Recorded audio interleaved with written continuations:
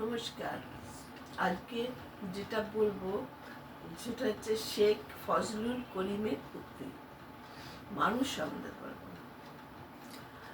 মানুষ যে কীরকম এর ব্যাখ্যা যে কীভাবে দেবো ভেবে পাচ্ছি না। মানুষের সাথে আকাশেরও তুলনা করা যেতে পারে, আবার মানুষের সাথে পাহাড়েরও তুলনা করা যেতে পারে। মানুষের সে বিরাট চিন্তা শক্তি। এই চিন্তা শক্তি আর পরিশ্রম দিয়ে মানুষ কোথা থেকে কোথায় পৌঁছে যায় আর পৌঁছে গিয়েছে।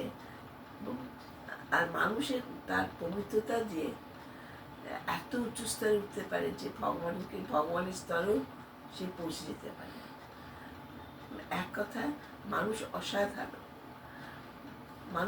মানুষের মধ্যে ভগবানের স্পর্শ পাওয়া যায়।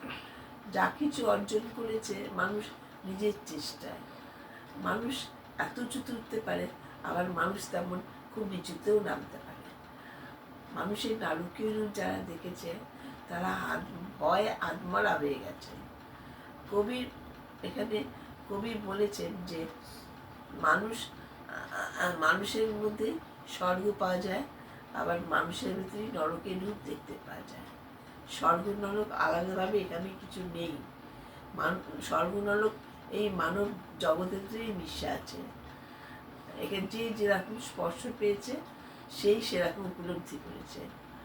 মানুষ এখানে ভগবান রূপে আছে, আবার মানুষ এখানে পশুর রূপে আছে।